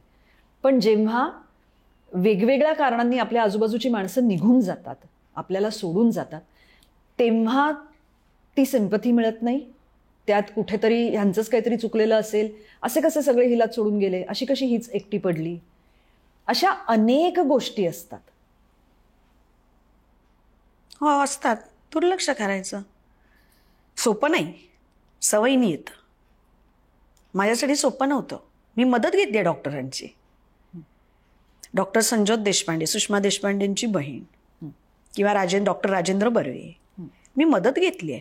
कारण आपले गुंते आपल्याला सोडवता येत नाही. कदाचित आपण त्या गुंत सोडवता जास्त गुंतत जातो. आणि आयुष्यात असे विचार येतात, कारण मी माणूस आहे, आत्महत्येचे विचार येतात, किंवा काहीच नको आहे मला, कोंडून घे, डिप्रेशन कोंडून घेते, किंवा मला बघा रे, मला पॅम्पर करा रे, माझं म्हणजे काय म्हणूया त्याला, कुरवाळत राहणे स्वतःच्या दुःखाला. हे असे येतात तुमच्या आयुष्यात. पण मी तुला म्हणते, मी देवाची आभारी आहे की मला त्यांनी स्त्रीच्या जन्माला घातलं, जी मुळात स्ट्रॉंग आहे. तो टप्पा येतो ग, आपल्या रस्त्याने चालताना खड्ड्यात पाय उडूक होतोच की, दुखावला जातो, 2 दिवस लंगडतो, तिसऱ्या दिवशी आपण औषध पाणी करून उभे राहतो. तसंच मानसिकतेचं दुखण्याचं आहे. मी माझे वेळेत मी म्हटलं तसं कान होता ना सुषमाचा, तिच्याशी बोलल्यानंतर मला लक्षात यायला लागलं, किंवा तिच्याकडनं मला कळलं की आत्ता गरज आहे आपल्याला. आणि एका हाकेवर हे डॉक्टर माझ्यासाठी अवेलेबल होते. त्यांना मी सांगितलं असं असं माझं वाटतंय मला, आणि काय करू मी. कुठलंही औषध पाणी न करता त्यांनी मला त्या सिच्युएशनमधनं असा विचार न करता असा विचार कर बरं, असं करून त्यांनी मला बाहेर काढलंय. म्हणजे थोडक्यात असं वल्ल न मारता असं मार बरं, आता हा प्रवाह आहे ना, इथे मार म्हणजे तुझी बोट पुढे जाईल, इतकं साधं. आणि ते मी त्याच्यातनं बाहेर आले. सॉरी, माझा प्रश्नाचं थोडं माझं दुर्लक्ष झालं, मला जरा सांगशील. प्रश्न असा होता, रादर मी प्रश्न विचारलाच नव्हता, मी फक्त बोलून थांबले होते की जेव्हा असं होतं, अशा प्रकारे आजूबाजूची माणसं जातात आणि मग एक लोकांचा आपल्याकडे बघण्याचा दृष्टिकोन बदलतो. बरोबर, लोकांचा दृष्टिकोन, टोचा मारायला लोक असतातच. तुमचं दुःखी तुम्हाला झालेलं बघून त्यांना फार मज्जा येते. सॅडिस्ट हे असं समाधान त्यांचं खूप असं विचित्र एक समाधान मिळतं. विकृत आहे ते, पण ते मिळतं. एक तर तुम्ही खूप ओपन असाल ना, तर तुमचं म्हणजे बोलून बोलून सगळ्यांबरोबर जर ओपन असाल ना, तर लोक तुमच्याशी मग त्यांना कोलीत मिळतं हातात, की बोलतेच ना, महिला विचारू की पटकन बोलण्यात. पण जर तुम्ही तो दुरावा ठेवला असेल, तुम्ही डिस्टन्स ते मेंटेन केलं असेल, तुमची स्पेस तुम्ही जर मेंटेन करत असाल तर लोक चाचरतात. तो एक माझ्या बाबतीतला बेनिफिट होता की मी खूप मिक्स होत नाही. मला ठराविक लोकच जमतात, त्यामुळे मी फार भानगडीत पडत नाही. आणि लोकांचा असा माझ्या आजूबाजूच्या तिकडचा होता की ही थोडी शिष्ट आहे, आगाऊ आहे वगैरे, त्यामुळे माझ्याशी कोणी भानगडीतही पडायचं नाही. ते मला फायद्याचं ठरलं. पण लोक त्याचा गैरफायदा घेतात, लोक तुम्हाला त्रास देतात. तुम्हाला मानसिक त्रास झालेला बघून त्यांना फार छान वाटतं. आम्हीच नाही फक्त त्रास भोगणारे असं पण त्यांना वाटतं. हे पण एक समाधान त्यांना मिळतं. तू म्हणालीस तसं माणूस एक्सपायर झाल्यानंतर लोकांची सिंपती मिळते. लोक तुम्हाला कमी त्रास देतात. त्रास देत नाही तसं नाही. बाई एकटी आहे का विचारून बघू, तिच्या पण गरजा असतीलच, आपलाही फायदा होत असेल तर बघू. मी सरसकट सगळ्या माणसांवर बोलत नाही, पण असे काही असतात घटक समाजात, असं असतं. पण तरी सिंपती असते, तिच्या बाजूने आपण उभं राहायला पाहिजे असं म्हणणारी लोक असतात. आणि जेव्हा तुम्हाला लोक सोडून जातात तर कोणामुळे तिचीच चूक असेल किंवा त्याचीच चूक असेल, मी असं म्हणतच नाही की बाईलाच बोललं जातं, पुरुषाला पण बोललं जातं. कोणाच्या चुका आहेत हे लोकांनी बघूच नाही. कारण घरात काय घडतं चार भिंतीत हे फक्त त्यांनाच माहिती असतं, त्यांच्या मुलांना पण माहिती नसतं खरं तर. हो हो, अगदी. त्या दोघांनाच ते माहीत असतं. त्यामुळे त्या भानगडीत कोणीच पडू नये. फक्त एवढं माझं म्हणणं आहे, मग ती स्त्री एकटी राहत असेल, तो पुरुष एकटा राहत असेल, कोणी असेल, त्यांना त्यांचं जगू द्या. जेव्हा मला लोकांनी त्रास दिला तेव्हा मी माझ्या तलवारी बाहेर काढल्या. एकाला 4 सुनवून आले मी. तेव्हा मी असं बघितलं नाही की अरे उद्या मला यांचीच मदत लागली तर. नाही, मदत लागली तर बघू, कोणतरी उभं राहतच. नाहीतर आपण आपली मदत मिळवू. वर्स्ट कम वर्स्ट काय होईल, मी एकटी असताना मरेन, पुढे काय होईल, वास येईल आणि उद्या लोक दरवाजा फोडून घेऊन जातील. ह्याच्यापेक्षा काय वाईट होईल. हेच आहे ना, माणूस का घाबरतो, मी एकटी असताना मला काही झालं तर काय होणार आहे, मरणार ना. अंतिम सत्य काय, मरणार, मरू दे. हे झाल्यानंतर तुमची भीती जाते. मग तुम्ही जेव्हा कळतं, मी म्हटलं तसं परमेश्वराने मला स्त्री बनवलं आणि मला इतकं स्ट्रॉंग केलं, हे मी त्याचे आभार मानते. आणि वेगवेगळे एका आयुष्यात मला एवढ्या गोष्टी दाखवल्या, एवढे टक्के टोणपे दिले, मी त्याच्या जास्त परमेश्वराच्या जास्त मला जवळ जाता आलं. मला जास्त माणसं कळल्यामुळे काय खरं काय खोटं आयुष्यातलं ते कळलं. ॲक्च्युअल काय आयुष्य आहे, माणसांचं काय महत्त्व आहे, प्राणीमात्रांचं काय महत्त्व आहे, आजूबाजूला निसर्ग किंवा आजूबाजूला घडताना तुम्ही कुठे आहात, तुम्ही कोणाकोणामुळे आहात आज उभे जिवंत श्वास घेत आहे, ह्याचंही महत्त्व कळलं गं. मला एका आयुष्यात परमेश्वरांनी, माझ्या आजूबाजूच्या गोष्टींनी, निसर्गाने मला आय एम व्हेरी थँकफुल. माझ्या बाबतीत जे एकटेपणाला काही माणसं गेली, मी त्यांचेही आभार मानते आज. एका टप्प्यावर मानत नव्हते, पण आज मला लक्षात आलं, नाही तर मला कसं कळलं असतं. प्रत्येक गोष्टीच्या 2 बाजू आहेत ना. तुम्ही वाईटच बघितलीत तर मग वाईटच, सगळ्याच गोष्टी काळ्या काळ्या काळ्या दिसणार. माझं म्हणणं इट्स गुड. तू आज आभार मानतेस, पण मला सांग की क्षमा करणं किती सोपं किंवा किती अवघड आहे? खूप अवघड आहे. आपण म्हणतो मी तुला माफ केलं, पण लक्षात राहतं. पण क्षमा केली इन द सेन्स काय असतं की तुम्ही त्याचा दुस्वास करू नका. म्हणजे तुम्ही दुस्वास नाही केलं की तुम्ही वाईट पण काही करणार नाही ना. मला मुग्धाने असं केलं, मला असं केलं, हे जर मी लक्षात ठेवलं, जाऊ दे, सोडून दे ना, तर पुढच्याला मुग्धा हाय हॅलो, पण सावध राहता येतं. परत मुग्धाने माझ्याशी असं वागून याच्यासाठी मी सावध राहू शकते. पण म्हणून दुस्वास नाही, म्हणून माफ केलं म्हणजेच माफ केलं, हे प्रयत्नांनी येतं. म्हणून तुम्ही सगळ्यांनाच माफ करू शकाल का? तर नाही. It will take time. पण येतं जर तुमची इच्छा असेल तर. आणि इच्छा नसेल तर मग काहीच नाही, मग तुम्हाला चमचा पण इकडून इकडे उचलता नाही येत. इच्छा नसेल तर नको, मला नाही करायचं असं म्हणता येतं ना. ठरवलं त्यात तुम्ही समोरच्याला क्षमा केली की तुम्ही स्वतः मोठे होता. तुम्ही स्वतःलाही तेवढेच माफ करता, कारण तुम्ही पहिलं स्वतःला माफ केलं पाहिजे ना. तुम्ही त्या गिल्टमध्ये राहिलं तर कसं चालेल? माझ्याकडनं हे चुकलं, हो चुकलं बाबा, चुकलं, आता काय, जाऊ दे, परत ही अशी चूक दुसऱ्याबाबत करूया नको. अरे मग त्यांनी मला दुखवलं, जिवंत आहेस ना, श्वास चालू आहे ना, दे ना सोडून. अगदीच राहायला चिरलंय का? नाही ना. काहीतरी घेतलं, काहीतरी चुकवलं, काहीतरी एखादी संधी हुकली, काहीतरी झालं, एकटी पडलीस त्या सिच्युएशनमध्ये, लोक तुझ्याशी येऊन भांडले, ओके, वेळ लागतो हा मुग्धा, खूप वेळ लागतो. अगेन मी म्हटलं तसं परमेश्वराचं नामस्मरण किंवा त्याच्यामुळे हे, आणि माझ्या या मैत्रिणी ज्यांनी मला सांगितलं हे चूक आणि हे बरोबर, हे दोघांमधलं काही नसतं, हे this is black this is white, grey काही नाही आहे तुझ्यासाठी. आणि हे तुम्हाला समजून ना ॲब्सॉर्ब करावं लागतं, मानावं लागतं, ऐकावं लागतं. स्वतःलाच सुद्धा ऐकावं लागतं. आपण चुकलो, हां नाही नाही मी कशी चुकेन असं नाही. मग जर आपण चुकतो तर समोरचा पण चुकतो. माफ करणं सोपं नाही पण येतं. पण लक्षात ठेवा, त्या माणसाकडनं परत परत जर तुम्हाला फसवलं जात असाल तर ते चूक आहे. तुम्ही किती वेळा माफ करणार? मग एकदा तुमची मग वाट लागू शकते. माफ करा, वाटायला जाऊ नका आणि त्याला वाटायला येऊ देऊ नका, एवढंच. फॉरगिव्ह डोंट फॉरगेट म्हणतात तसं. करेक्ट. कारण तुमचं त्याच्यात डोंट फॉरगेट म्हणजे लक्षात ठेवून त्याचं नुकसान करण्यासाठी नव्हे. डोंट फॉरगेट म्हणजे त्याने तुम्हाला परत नुकसान करू नये म्हणून, स्वतःचं नुकसान होऊ नये म्हणून. अतिशय तू फायटर आहेस आणि तू खूप स्ट्रॉंगली आत्तापर्यंत प्रत्येक सिच्युएशनमध्ये उभी राहतेस. या पुढच्या आयुष्यामध्ये अशाच प्रकारे फाईट करत तुला काय हवंय असं तुला वाटतं? शेवटचा श्वास सुखाचा जावा एवढंच हवंय, बाकी खरंच काही नको. लोकांचं मी काही देणं लागत असेल तर माझ्याकडनं ते दिलं जावं, समाजासाठी असेल. मला काहीही म्हणायचं नाही आहे, मला ह्यांची सेवा करायची त्यांची जायचं नाही. माझं म्हणणं आहे माझ्याकडे जी 3 लेकरं आहेत त्यांचं व्यवस्थित मला करता यावं. त्या निमित्ताने मी ज्या स्ट्रे डॉग्सच्या NGOमध्ये जेव्हा केव्हा मला वेळ मिळतो आणि माझ्याकडे काही हे सगळा खर्च निभावून जेव्हा 10 रुपये उरतात तेव्हा ते मी तिकडे देण्यासाठीचे कष्ट करण्याची ताकद माझ्यात राहावी. कारण ह्यांच्यासाठीच मला काय ते आता करायचं आहे. पुढचं स्ट्रगल तर ह्याच्यासाठीच असेल. शेवटचा श्वास हा सुखाचा आणि समाधानाचा जावा. आता हे करायचं राहिलं मग आता पुनर्जन्म वगैरे नको. हो, एकाच जन्मात आपण एवढं बघतो की पुनर्जन्म. खरंच आणि आय एम व्हेरी थँकफुल.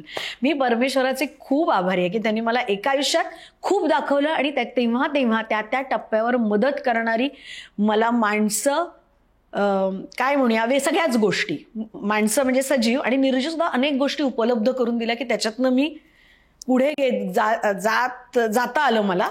कारण मी त्याचे आभार मानत आले. दरवेळेला आभार मानले की गोष्टी सोप्या होतात. आभार मानले की हो बाबा तुझ्यामुळे हे ही सिच्युएशन, काय करू मला काय आता कळत नाही बुवा. आणि ते झालं. मग माणसं मिळाली, गोष्टी मिळाल्या.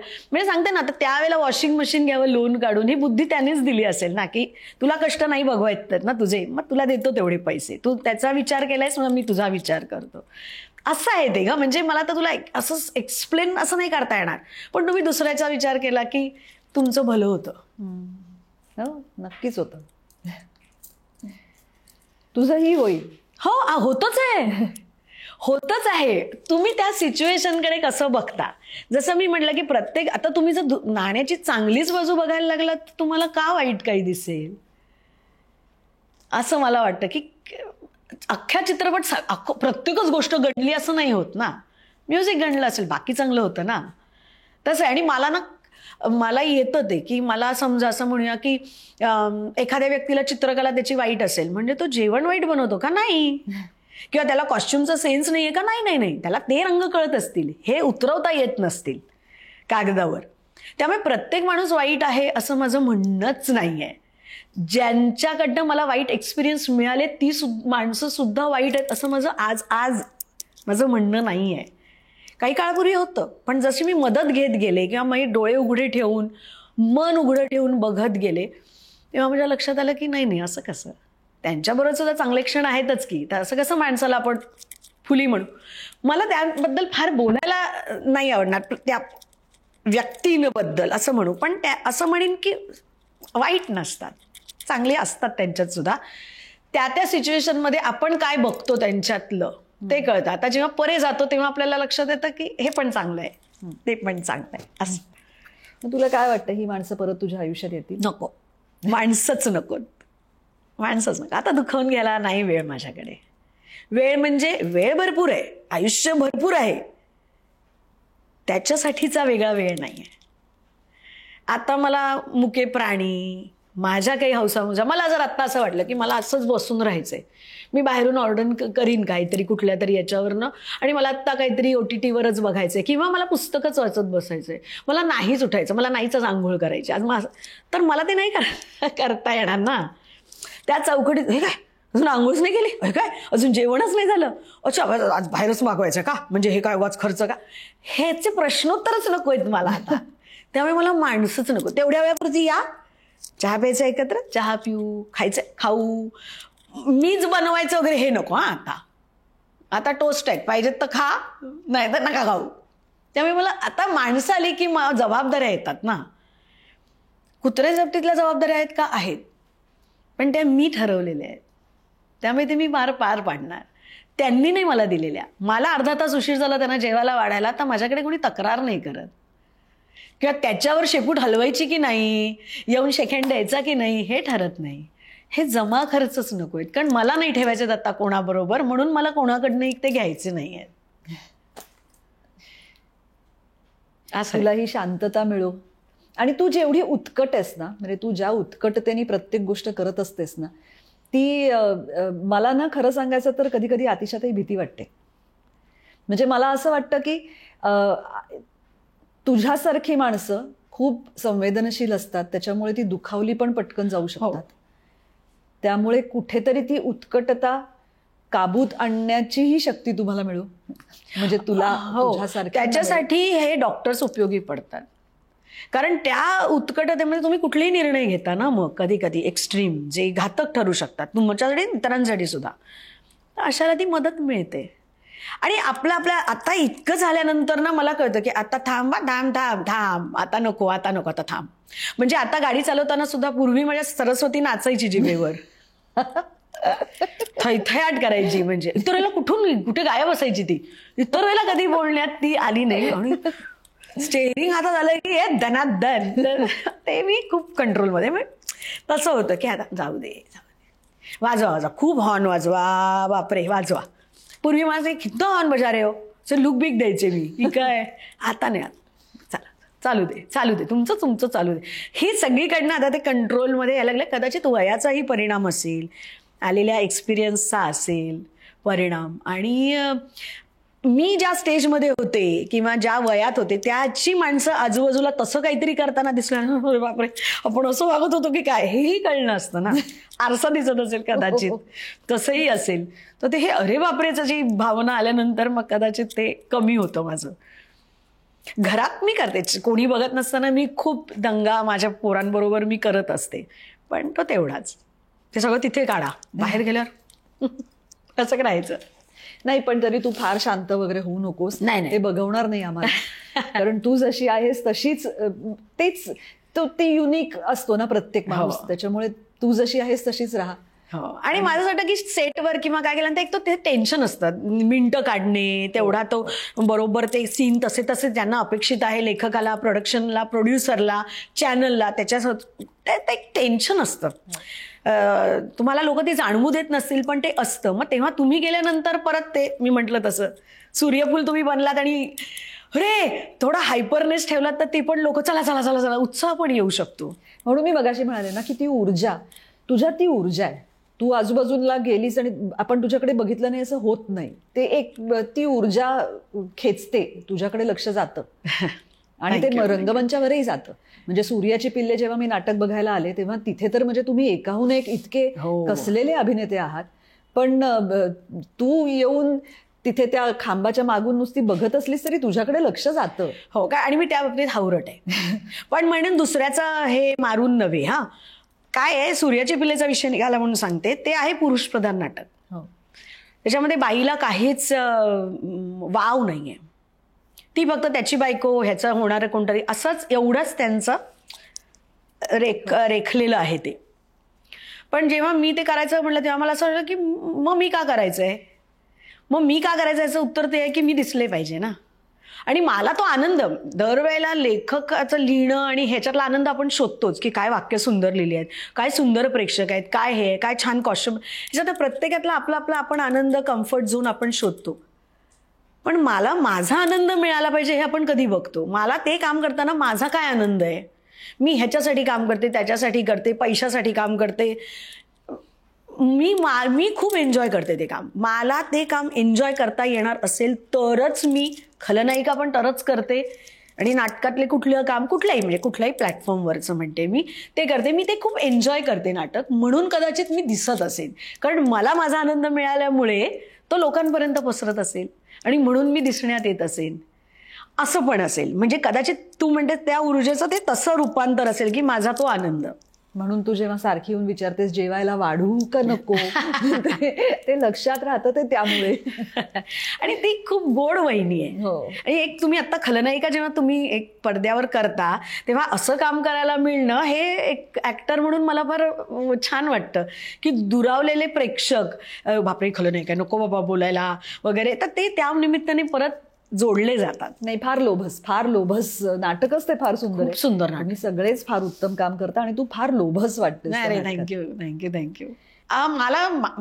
मी तुला म्हटलं मला माणसं नको, कुत्रे प्रचंड आवडतात. माणसांनी अपमान माझा समजा केला तर एक वेळ मी म्हणेन हा ठीक आहे, पण माझ्या कुत्र्यानं कोण काय बोललं की म्हणजे माझं कदाचित रूप त्यांना अष्टभुजा, प्रत्येक हातामध्ये वेगवेगळी धारदार आयुध वगैरे दिसत असावं.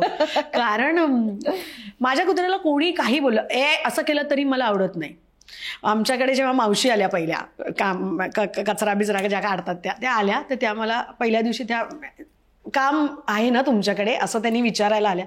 तेव्हा मी त्यांना पहिला प्रश्न विचारला, तुम्हाला कुत्रे चालतात?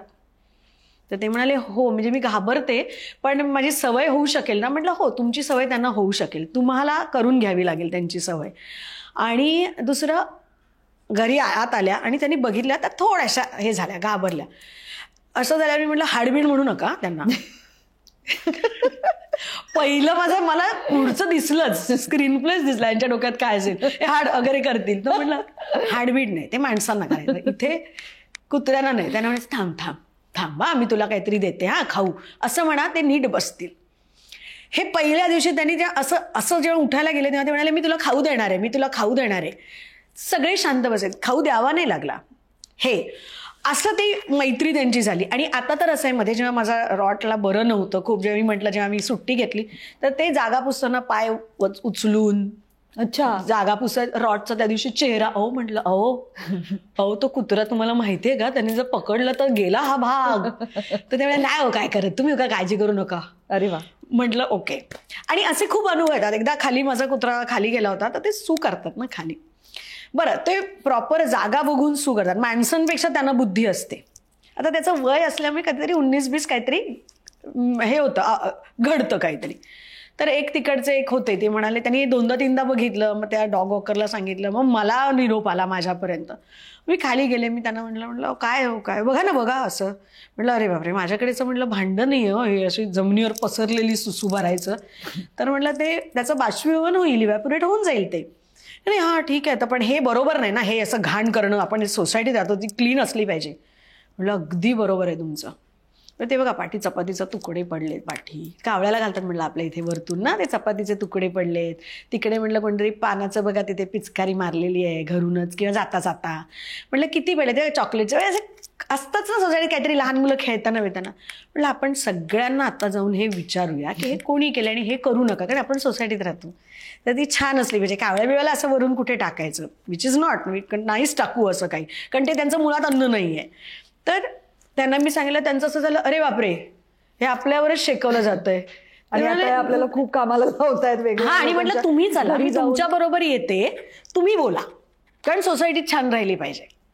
आणि म्हटलं मी ह्याची काळजी घेईन, हे सुसू बिसू झाली ना तर म्हटलं मी काहीतरी ह्याची काळजी घेईन. बरं, मी खूप काळजी घेते. त्यांची पॉटी बिटी असेल तर ते उचलण्यासाठीची सगळी सुविधा आमच्या बरोबर असते. म्हणजे डॉग वॉकरनी फिरवू दे का मी फिरवू दे, ते गलिच्छपणा, ते घाणेरडेपणा असता कामा नये, हे माझं स्वतःचं म्हणणं आहे.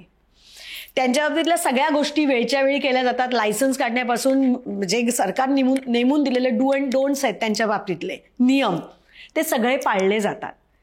तरी सुद्धा हे जेव्हा असं होतं, म्हणजे कारण तो कुत्रा आहे, त्याला हाड करायचं, त्याला मारायचं, हेच फक्त एक आपल्याकडे असतं. आणि याच्या जाणीवा नाही आहेत लोकांकडे. म्हणजे त्यांना रंग लावणं हे तर इतकं आहे. आमच्या सेटवर एकाला असं लिपस्टिकनी केलं गेलं होतं, आमचा काळू नावाचा होता, तेव्हा मी सॉलिड त्यांच्यावर बडबड केली होती. मी म्हटलं मी ह्याच्यावर ॲक्शन घेईन ना, लीगल मी बोलवीन ज्या संस्था असतात त्यांच्यापैकी कोणाला तरी, कारण तुम्ही मुक्या जीवाला त्रास देताय. अर्थात आमच्या इथे तसं कोणी करत नाही. आणि माझ्या सेटवर पण डॉग्स असतात.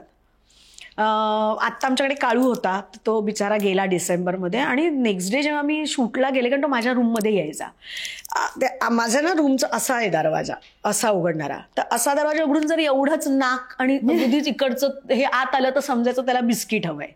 आणि जर त्याने अख्खं कानापर्यंत असं तोंड आत आणलं तर समजायचं की त्याला जेवायला हवंय. हे सवयीने मला कळलं होतं. आणि तो गेला, जायच्या आधी तो 5 मिनिटं माझ्या रूममध्ये येऊन बसला. त्या दिवशी मी त्याला, बाजूला आमची NGO आहे एक, तर तिकडे पण घेऊन जाऊन डॉक्टरांना दाखवून त्याला सलाईन बिलाईन लावून आम्ही सगळं केलं होतं, पण तो नाही वाचला. कारण त्याचं सगळ्या लेवलच हल्ल्या होत्या त्या शरीरातल्या ज्या काही असतात ना, ते म्हणजे रक्तातल्या जे काही गोष्टी होत्या त्या, तर तो, आणि म्हातारा पण होता, तर तो गेला. आणि तिकडच्या आमच्या शूटिंगच्या एकाच्या लोकांनी त्याला व्यवस्थित त्याचं जे काही रिच्युअल्स होते ते सगळे केले. नेक्स्ट डे मी गेल्यावर ना मला असं झालं, बरं तो काय असा दररोज माझ्या मागे, पण रोज माझ्या मागे यायचं हे होतं, पण बरोबरच असायचा का तर नाही. पण ते मला इतकं जाणवलं की मी उतरते गाडीतनं आणि काळू आलाच नाही. आणि ते इतकं लागलं ना मला की अरे यार. आणि असं झालं की यार पहिला असा दिवस, आणि माझ्या आयुष्यातल्या शूटिंगमधला असा पहिला दिवस की जिथे कुत्रा नाही सेटवर. मला फारच वाईट वाटलं. आणि त्याच्यानंतर मग 2 दिवसात, मार्गशीर्षातला सोमवार होता, त्या दिवशी आमच्याकडे बैलाचा तो सिक्वेन्स होता, बैल घुसतो मंडपात वगैरे वगैरे असा. तेव्हा एक कुत्र्याचं पिल्लू आलं आणि माझ्या रूममध्ये जाऊन झोपलं. आणि मला असं झालं, हे मला वाटलं त्यांच्याबरोबर आलंय, ते जे बैल आणि त्यांची जी माणसं होती त्यांच्याबरोबर आले. रात्री निघताना ते गेले आणि ते पिल्लू इथेच. मी म्हटलं अरे त्यांचं पिल्लू राहिलं इकडे. तर ते म्हणाले नाही, हे कुठून तरी आलंय बाहेरून. आणि ते राहिलं असं. ते मग ते परत, त्यामुळे कदाचित तो बॉन्ड असेल की मला अजिबातच कुत्र्यांना हाडहूड केलेलं किंवा शेळपाक्क घातलेलं असं मला आवडत नाही. माझ्याबरोबर डॉग फूड असतं. आणि आता तुला अजून एक मजा सांगते. आमच्या शूटवर मला फार मांजरांचं, मी कधी त्यांच्याबरोबर भरोसा वाटत नाही, विश्वास वाटत नाही की कधी ते भुस खाश करतील, काय करतील, आणि खातात आणि निघून जातात दुर्लक्ष करून. कुत्रे तसं नाही करत ना, ते एक लॉयल्टी, हा, आणि तो एक हे असतं. हा, तर मला मांजरांचं काही गणित कळत नाही, त्यामुळे मी कधी भानगडीत नाही पडले. तो आता मांजरच येतात माझ्याकडे, कुत्र्यांना हाकलवतात, मग त्या मांजरांचं आता वेगळं जेवण आणते मी, आणि ते येतात, ते सांगतात की काय पाहिजे काय नाही, असं खूप काही काही गोष्टी माझ्या बाबतीत तिथे करतात. आणि हे म्हणजे प्राणी मुळात प्राणी. त्या बैलाबरोबरचा पण एक सुंदर हे आहे, किस्सा आहे. तो बैल इतका देखणा होता आमच्याकडचा, त्याचं नाव होतं शंभू. आणि मार्गशीर्षातला सोमवार होता, आणि मी म्हटलं तसं माझा परमेश्वरावर नितांत विश्वास असता. आणि मला असं झालं अरे काय छान वगैरे. आणि बघितल्यानंतर असं जरा हे वाटावं की नको उंच धिप्पाड आणि असं. बरं, ती आपण म्हणतो ना बैलाची ताकद आहे त्याच्यात, आणि ॲक्च्युअल बैल असेल तर काय असेल, म्हणजे माणसातल्या ताकदीला आपण घाबरतो बैलाच्या, तर बैलात ती. तर मी म्हटलं बापरे. मग शूटिंग वगैरे सुरू झालं वगैरे, आणि मी त्याला म्हटलं, त्यांच्याबरोबर जे काका होते त्यांना म्हटलं मी पायाला हात लावू का हो त्याच्या, कारण चेहरा अतिशय गुंडस होता. आणि काम केल्यानंतर लक्षात येतं ना की अरे हा छान आहे, आणि ऐकणाऱ्यातला आहे, सोबर होता एकदम, फक्त रूप असं होतं. तर ते म्हणाले हो, आणि मी त्याच्या पायाला हात लावून नमस्कार केला. आणि मग मी त्याच्याशी कम्युनिकेशन केलं. आणि मी त्याला, कारण दिवसभर थकला होता आणि चुकीच्या जागी उभा राहत होता, असं ओरडत कोणीच नव्हतं त्याला किंवा मारत पण कोणी नव्हतं, पण ते मलाच असं झालं अरे ह्यांच्याकडनं काम करून घेतलं जातंय ना, म्हणजे असं. तर मी त्याला म्हटलं हे थकलास का? तो म्हणाला मी थकलो नाही, मी कंटाळलोय आता. आणि मग त्याच्यावर थोडंसं बोलले. मग त्यांचं ते झालं छान, त्याचं हे शूट बीट. आणि माझ्या लक्षात आलं की कायच असेल ना, म्हणजे की न बोलून एखादं किती प्रामाणिकपणे हा काम करू शकतोय, प्राणी असून सुद्धा, भले त्याच्या मालक बरोबर असेल, ते सांगत असेल तसं तो करत असेल, किंवा जे रिक्वायरमेंट होती त्या सीनची त्यानुसार ते केलं जात असेल, पण आपण म्हणतो ना की मी थकले, थांबा जरा, किंवा मला जमत नाही, मी अजून कसा करू, तर तसं काहीही तक्रार न करताना इतकं करत होतं. मला फारच आवडलं. म्हणजे त्यांनी मला नाकातनं त्याचा गुलाल बिलाल पण पुसायला दिला. इतका तो गोड होता. दिसायला फक्त असा होता, पण फार मऊ काळजाचा होता तो. ते असं म्हणतात ना आतिशाताई, की तुम्हाला मुळात तुमच्यामध्ये ती माया असली की प्राणी तुमच्यापर्यंत येतात. ती तुझ्यामध्ये ती आहे, पण मुके प्राणीच येतात माया बघून. पण ते बरं आहे ना. हो, खरंच. बाकी कोणाला प्राणी माया बघून येतच नाही, ती माया बघून येतात. त्याच्यामुळे ते बरं आहे, तुझ्याकडे मुके प्राणी येतात, ही चांगली गोष्ट आहे. तुलाही त्यांच्यात आनंद मिळतो. घोडाबिडा सुद्धा, त्यांचं सुद्धा मला मुळातच मला आवडतं का. आणि म्हणजे माझा काही उद्देशच नसतो कोणाला हार्म करण्याचा. त्यामुळे एकतर मी लांब उभी राहते, कारण मला त्यांचीही स्पेस तेवढीच महत्वाची वाटते.